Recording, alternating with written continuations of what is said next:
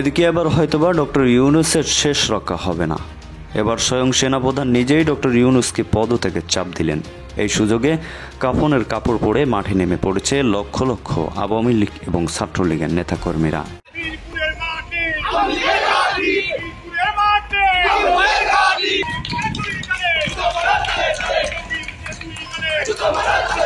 সেনাপ্রধানকে নিয়ে অন্যরকম ইঙ্গিত দেয়া হচ্ছে এবং ভারতীয় গণমাধ্যম বলছে সেনাপ্রধান নৌবাহিনীর সদস্যদের বর্তমান সরকার প্রফেসর ইউনূসের সরকারের বিরুদ্ধে খেপিয়ে তুললেন এবং বাংলাদেশ সেনা শাসনের দিকে যাচ্ছে।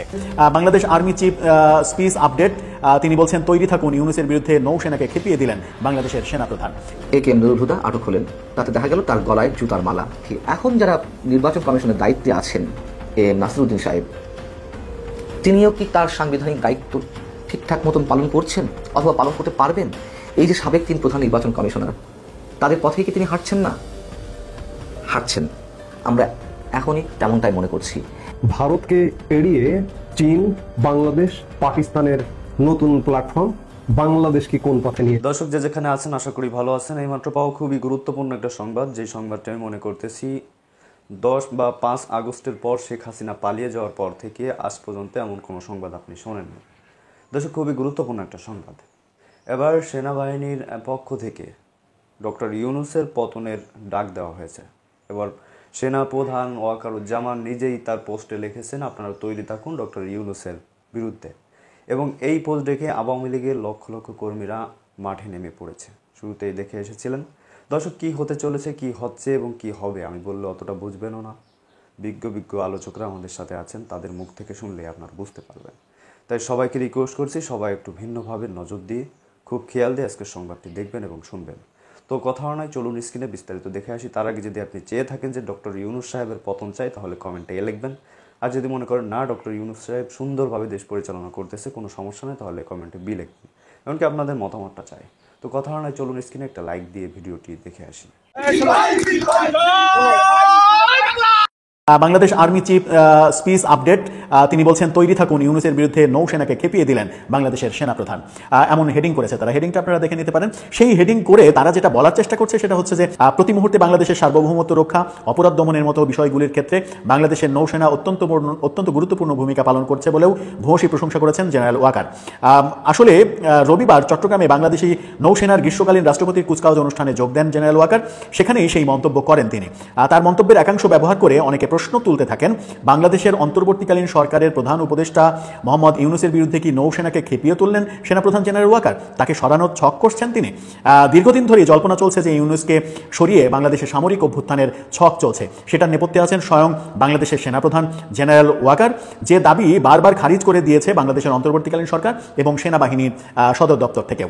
আর আজও বাংলাদেশ সেনাবাহিনী যেটা বলেছেন, বাংলাদেশ সেনাপ্রধান যেটা বলেছেন, সেটার সঙ্গে সামরিক অভ্যুত্থানের কোনো যোগ নেই বলে সংশ্লিষ্ট মহলের তরফে দাবি করা হয়েছে, এমনটা তারা লাস্টে আবার বলছে। এমনিতে বাংলাদেশের নির্বাচন নিয়ে হইচই চলছে। সবকিছু ঠিক থাকলে আগামী ফেব্রুয়ারিতে নির্বাচন হতে পারে। 2024 সালের আগস্টে শেখ হাসিনা সরকারের পতনের পর থেকে বাংলাদেশে কোনো নির্বাচিত সরকার নেই, দেশ চালাচ্ছে ইউনূস সরকার। তাদের বিরুদ্ধে বারবার অভিযোগ উঠছে যে নির্বাচন করতেই তারা চাইছে না, পিছনের দরজা দিয়ে যতদিন সম্ভব ততদিন ক্ষমতা ধরে রাখতে চাইছে, এমনটা হিন্দুস্তান টাইমস বলার চেষ্টা করছে। কিন্তু হিন্দুস্তান টাইমস সেনাপ্রধান কি বলেছেন সেগুলো কিন্তু সত্য উপস্থাপন করেছে। সত্য উপস্থাপন করে একটা গুঞ্জনকে, একটা গুজবকে সামনে আনার চেষ্টা করছে যে কেউ বলছে সেনাপ্রধান নৌ অফিসারদের খেপিয়ে তুললেন, বর্তমান সরকারের বিরুদ্ধে খেপিয়ে তুললেন এবং সেনা শাসনের দিকে দেশ চলছে, এরকম ইঙ্গিত এবং চটকদার হেডিং তারা হেডিংয়ে ইউজ করছে। হেডিংটা আবারও বলছে, আবারও আপনারা স্ক্রিনশটটা দেখে নিতে পারেন। তারা বলছে Bangladesh army chief speech update, তৈরি থাকুন। ইনভাইটেড কমার মধ্যে তারা বলছে ইউনূসের বিরুদ্ধে নৌসেনাকে খেপিয়ে দিলেন বাংলাদেশের সেনাপ্রধান। কি চটকদার হেডিং! সেই চটকদার হেডিং দিয়ে ভেতরে বেশিরভাগ সময় জুড়ে সত্য খবর দিয়ে সেনাপ্রধান কি বলেছেন সেগুলো বলে একটা জায়গায় শুধু কেউ বলছেন সেনাপ্রধান খেপিয়ে তুললেন। এই যে মনগড়া উক্তি করে ভারতীয় গণমাধ্যম হিন্দুস্তান টাইমস সেনাপ্রধান এবং তার অনেকগুলো ফাইল ছবি ব্যবহার করে বিভিন্ন বিদেশি প্রতিনিধিদের সঙ্গে মিটিং করছেন তিনি, প্রফেসর ইউনূসের সঙ্গে মিট করছেন। প্রফেসর ইউনূস আবার রাজা তৃতীয় চার্লসের সঙ্গে দেখা করেছেন ব্রিটেনে, এরকম অনেক ছবি দিয়ে এই যে চটকদার নিউজটা সামনে আনলো। এই কারণেই অনেক সময় ভারতীয় মিডিয়ার বেশ কিছু খবর, বেশ কিছু প্রোপাগান্ডা নিয়ে বাংলাদেশে এত বেশি আলোচনা হয় এবং এই কারণে ইউনূস সরকার বারবার বলার চেষ্টা করেন যে ভারতীয় মিডিয়া একচেটিয়া প্রোপাগান্ডা ছড়াচ্ছে। ভারতীয় সব মিডিয়া এই কাজটা করছে না। হিন্দুস্তান টাইমসের মতো এত বড় একটা পত্রিকা যদি এইভাবে একটু বাঁকিয়ে শিরোনামটা চটকদার করে যেন সেই শিরোনামে ঢুকে মানুষ এই নিউজটা পড়তে বাধ্য হয়, এই কাজ করে বাংলাদেশের সেনাপ্রধানকে বিতর্কিত করার যে চেষ্টা করছেন, সেটা কি সঠিক সাংবাদিকতা হচ্ছে? ভারতকে এড়িয়ে চীন, বাংলাদেশ, পাকিস্তানের নতুন প্ল্যাটফর্ম বাংলাদেশকে কোন পথে নিয়ে যাবে? এখন প্রশ্ন হচ্ছে যে ভারতের সাথে সম্পর্ক খারাপ করলে বাংলাদেশের তো বহুমাত্রিক বিপদ হতে পারে। এমনকি পাকিস্তানও যদি ভারতের সাথে মিলিয়ে না চলে, পাকিস্তানেরও বিপদ হতে পারে। সেই জায়গায় এমন যখন প্রেক্ষাপট এবং আরো উদ্বেগের বিষয়, আমাদের এই অঞ্চল বিশেষ করে মধ্যপ্রাচ্য থেকে দক্ষিণ পূর্ব এশিয়া, এই মুহূর্তে মধ্যপ্রাচ্য একটা সংকটের মধ্যে। ইরান, ইসরায়েল, মার্কিন যুক্তরাষ্ট্র ত্রিদেশীয় যুদ্ধে লিপ্ত। ঠিক এই যুদ্ধে লিপ্ত যখন, নানা রকম বৈশ্বিক সংকট যখন, তখন বাংলাদেশ আরেকটি নতুন জোটে, নতুন একটি প্ল্যাটফর্মে যুক্ত হয়ে বাংলাদেশ নিজেদের জন্য আর এক বিপদ ডেকে আনলো। প্রথমবার ত্রিপাক্ষিক বৈঠকে বসলো চীন, পাকিস্তান, বাংলাদেশ। এটিকে ভারত খুব স্বাভাবিকভাবে দেখছে না। জানা গিয়েছে ব্যবসা, বিনিয়োগ, স্বাস্থ্য, জল সম্পদ সহ নানা খাতে সহযোগিতা বাড়াতে বাংলাদেশ ও পাকিস্তানকে নিয়ে নতুন ত্রিপক্ষীয় জোট করেছে চীন। ইউনান প্রদেশের রাজধানী কুনমিংয়ে গত বৃহস্পতিবার এই জোটের প্রথম আলোচনা হয়। যোগ দেন 3 দেশের বিদেশ সচিব। গত শুক্রবার এ নিয়ে বেজিং ও ইসলামাবাদ যৌথভাবে বিবৃতি দেয়।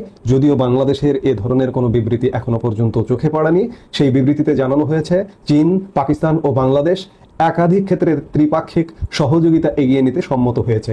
এই জোট কোনো তৃতীয় পক্ষের বিরুদ্ধে পরিচালিত নয়। এছাড়া সূত্রের খবর, 3 দেশের বৈঠকের ফাঁকে চীনের উপবিদেশ মন্ত্রী সান ওয়ে ইডং আলাদাভাবে বাংলাদেশের অন্তর্বর্তীকালীন বিদেশ সচিব অর্থাৎ ভারপ্রাপ্ত যে বিদেশ সচিব রুহুল আলম সিদ্দিকী ও পাকিস্তানের অতিরিক্ত সচিব ইমরান আহমেদ সিদ্দিকীর সঙ্গে বৈঠক করেন। পাকিস্তান বরাবরই ভারতের সাথে একটা বৈরী সম্পর্ক রেখে চলে। এখন আমি এর আগে একটা ভিডিওতে বলেছিলাম যে পাকিস্তানের লেজ কাটা, বাংলাদেশের লেজটিও সুযোগ পেয়ে পাকিস্তান কাটতে চাইছে। এর সাথে যোগ দিয়েছে চীন। এবং এই যে যোগ দেওয়া চীন, পাকিস্তান, বাংলাদেশ ত্রিদেশীয় যদি একটি প্ল্যাটফর্ম হয়, আনুষ্ঠানিক হোক আর অনানুষ্ঠানিকই হোক না কেন, ভারত এটিকে কোনোভাবেই ভালোভাবে দেখবে না। কারণ মাথায় রাখতে হবে, মনে রাখতে হবে, ভারত শুধুমাত্র এই অঞ্চলেরই একটা গুরুত্বপূর্ণ রাষ্ট্র নয়। ভারত এই মুহূর্তে পৃথিবীরই গুরুত্বপূর্ণ রাষ্ট্র। পৃথিবীর অর্থনীতির 5ম বৃহত্তম অর্থনীতির দেশ হচ্ছে ভারত। সামরিক শক্তিতে আপনারা জানেন, এগুলো বারবার আমরা বলি, বিভিন্ন ভিডিওতে আলাপ প্রসঙ্গে বলি। সেই ভারত পাকিস্তানকে যদি ধরতে চায়, বাংলাদেশকে যদি মারতে চায়, বাংলাদেশকে ঠেকানোর কিন্তু কোনো কায়দা নেই, কোনো উপায় নেই। পাকিস্তান বাংলাদেশকে এসে, পাকিস্তানের কি হবে সেটা পাকিস্তানের বিষয়। আমরা বাংলাদেশের নাগরিক হিসেবে, বাংলাদেশের মানুষ হিসেবে বলতে চাই যে সারা পৃথিবীর সাথে একটা স্বাভাবিক সম্পর্ক রাখা উচিত। অতীতে যেমনটা দেখেছি আমরা, বিশেষ করে বিগত সরকারের আমলে, সকলের সাথে বন্ধুত্ব, কারোর সাথে শত্রুতা বা বৈরিতা নয়। আমাদের পররাষ্ট্র নীতির যে মূল মন্ত্র, সেটির আলোকেই চীনের সাথে দেদারসে ব্যবসা বাণিজ্য হয়েছে। চীন আমাদের বাণিজ্যিক অংশীদার, সবচেয়ে বড় অংশীদার। আমরা চীন থেকে সবচেয়ে বেশি পণ্য আমদানি করি। কই, ভারত তো গোসা করেনি। ভারত থেকে আমরা 2য় বৃহত্তম আমদানি করি। ভারত এতে তো রাগ করেনি।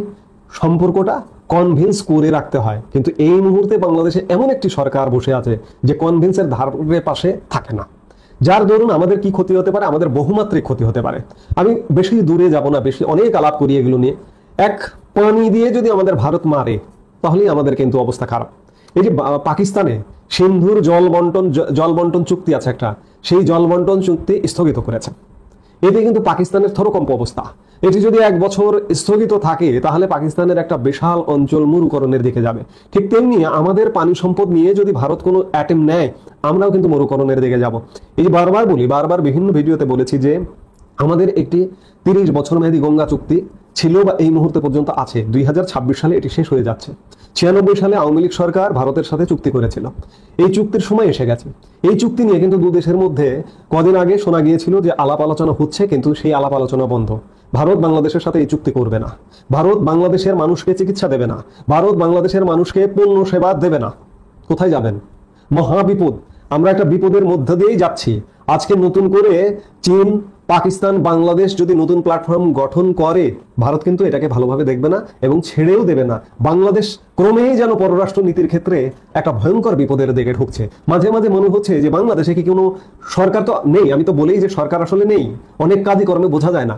এই মুহূর্তে কি বাংলাদেশের পররাষ্ট্র নীতি আছে? এটিও কিন্তু বোঝা যায় না যে পররাষ্ট্রনীতি আসলে আছে কিনা। পররাষ্ট্রনীতির ক্ষেত্রে আমরা একটা ভয়ঙ্কর উল্টো পথে হাঁটছি।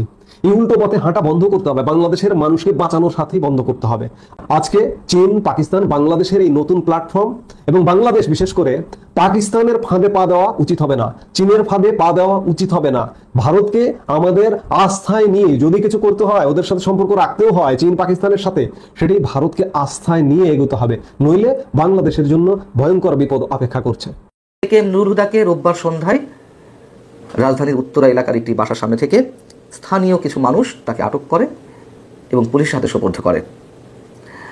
তার মানে তিনি অনেকখানি নজরদারিতে ছিলেন প্রশাসন কিংবা সরকারের। তার কারণ রোববার সকালেই বিএনপির পক্ষ থেকে সাবেক 3 প্রধান নির্বাচন কমিশনার, 2014 নির্বাচনটি যার অধীনে অনুষ্ঠিত হয়েছিল কাজী রকিবউদ্দিন আহমেদ, একেএম নুরুল হুদা, এবং 2018 যে আরও একটি সুন্দর নির্বাচন অনুষ্ঠিত হলো যার অধীনে কাজী হাবিবুল আওয়াল, এই সাবেক 3 সিইসি সহ 24 জনের বিরুদ্ধে বিএনপি একটি মামলা করেছে। তারপর আমরা দেখলাম যে একেএম নুরুল হুদা আটক হলেন।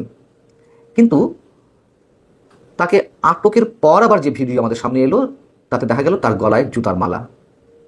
কেন এগুলো বা কি দরকার? প্রশ্নটা করেই রাখি, এখন যারা নির্বাচন কমিশনের দায়িত্বে আছেন তারাও খুব মেরুদণ্ড সম্পন্ন, ব্যক্তিত্ব সম্পন্ন মানুষ হিসেবে তাদের দায়িত্ব পালন করছেন, সে বিষয়ে পরে আসছি।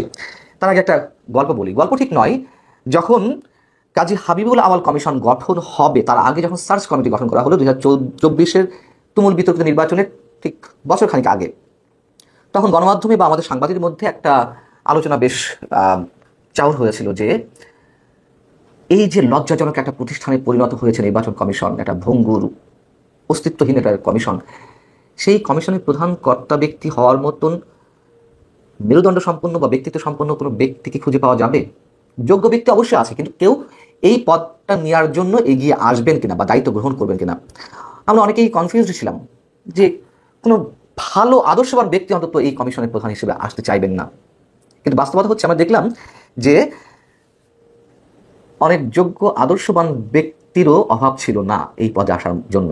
আমার সঙ্গে ব্যক্তিগত আলাপ চাই, তাই অনেক যোগ্য ব্যক্তি যাদেরকে আমরা কল্পনায় আনতে পারি না যে এই ধরনের পদের জন্য লালায়িত, আকারে ইঙ্গিতে বুঝিয়ে দিতে চাচ্ছিলেন যে তিনি বা তারা এই পদটির অফার যদি পান তাহলে দায়িত্ব নিতে রাজি আছেন। একটা পর্যায়ে কাজী হাবিবুল আওয়ালের মতন ডাক সাইটের একজন ভালো আমলা, প্রতিরক্ষা মন্ত্রণালয়ের সাবেক সচিব ছিলেন, তিনিই তো এলেন। এই কথাগুলো এই কারণে বলছি যে বর্তমানে যেই প্রধান নির্বাচন কমিশনার নাসিরউদ্দিন সাহেব, তিনিও কি তার সাংবিধানিক দায়িত্ব ঠিকঠাক মতন পালন করছেন অথবা পালন করতে পারবেন? তিনিও কি সরকারের তল্পিবাহক হবেন না? আমরা তার আচরণে, আকারে, ইঙ্গিতে যতটুকু বুঝতে পারছি, এই যে সাবেক 3 প্রধান নির্বাচন কমিশনার, তাদের পথেই কি তিনি হাঁটছেন না? হাঁটছেন, আমরা এখনই তেমনটাই মনে করছি। এই জন্যই বললাম কথাটা যে জুতার মালা পরানো হয়েছে একেএম নুরুল হুদাকে। যারা আছেন তারা কি এর থেকে কোনো শিক্ষা নেবেন? মনে হয় না। এবার একটু বলি যে ইতিহাসে বাঁক বদলে ফেলা নির্বাচন কেন বলা হয় 2018 সালের নির্বাচনটি। আওয়ামী লীগের অনেক নেতাকর্মী তারা বলে থাকেন যে তাদের দলের কবর রচনা হয়ে গেছে 2018 সালের নির্বাচনের মধ্য দিয়ে। তার কারণ 2018 সালের নির্বাচনেও বিএনপি যেতে চাইছিল না, তত্ত্বাবধায়ক সরকার ছাড়া বা আওয়ামী লীগ সরকারের অধীনে নির্বাচনটি তারা বয়কট করতে চাচ্ছিল। যখন ডক্টর কামাল হোসেনের নেতৃত্বে ঐক্যমঞ্চ গঠিত হলো, যার মধ্যে মূলত ছিল বিএনপি, ডক্টর কামাল হোসেন বৈঠক করে এলেন শেখ হাসিনার সঙ্গে। শেখ হাসিনা প্রতিশ্রুতি দিলেন যে আমি বঙ্গবন্ধুর মেয়ে, আমার উপর আস্থা রাখতে পারেন। সেই কথাটি কোট আনকোট তুলে ধরেছিলেন সংবাদ সম্মেলনে ডক্টর কামাল হোসেন। কিন্তু শেখ হাসিনা বঙ্গবন্ধুর মেয়ে হিসেবে কতটা যোগ্যতার পরিচয় দিয়েছেন সেটা আমরা দেখেছি। দেখুন, অনেকে মনে করেন বা অনেকে বলেন যে 2018 সালের নির্বাচনটি যেভাবে হয়েছে, দিনের ভোট রাতে হয়েছে, আগের রাতেই হয়ে গেছে, তার একটা ভিডিও ফুটেজ নেই কেন? এত বড় একটি নির্বাচন সারা দেশব্যাপী অনুষ্ঠিত হয়েছে, তার আগের রাতেই যদি পুরো দেশের ব্যালট বাক্স ব্যালট পেপারে ভরে একেবারে ভরে ফেলা হয়, একটা ভিডিও ফুটেজ নেই কেন? আমি এই কথাটাকে সমর্থন করি। কিন্তু বাস্তবতা হচ্ছে এই যে দিনের ভোট তো রাতে হয়েছিল, আমরা নিজেরা সাক্ষী। কীভাবে সিল মারা হচ্ছিল, কীভাবে চোখ বন্ধ করে ব্যালট বাক্স ভর্তি করা হচ্ছিল, নৌকার পক্ষে সিল মারা হচ্ছিল, এগুলো কেউ অস্বীকার করতে পারবেন না। হয়তো ফর্মালি কোনো আলোচনায় এসে কেউ অস্বীকার করতে পারেন, কিন্তু ব্যক্তিগত জায়গা থেকে বুকে হাত দিয়ে কেউ অস্বীকার করতে পারবেন না।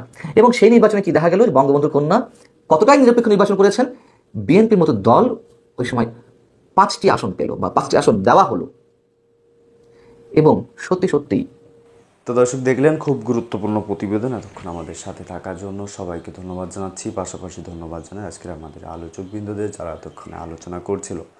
দর্শক, এ বিষয়ে আপনাদের মতামত কি অবশ্যই একটু কমেন্ট করে জানান। আর হ্যাঁ, বিশেষ করে আপনাকে ধন্যবাদ জানাই এতক্ষণ আমাদের সাথে ছিলেন বলে। দর্শক, পরবর্তী এরকম গরম এবং গুরুত্বপূর্ণ আপডেট সবার আগে পেতে আমাদের চ্যানেলটি সাবস্ক্রাইব করে রাখবেন এবং পাশে রাখা বেল আইকনটি বাজিয়ে রাখবেন। ধন্যবাদ এতক্ষণ আমাদের সাথে থাকার জন্য।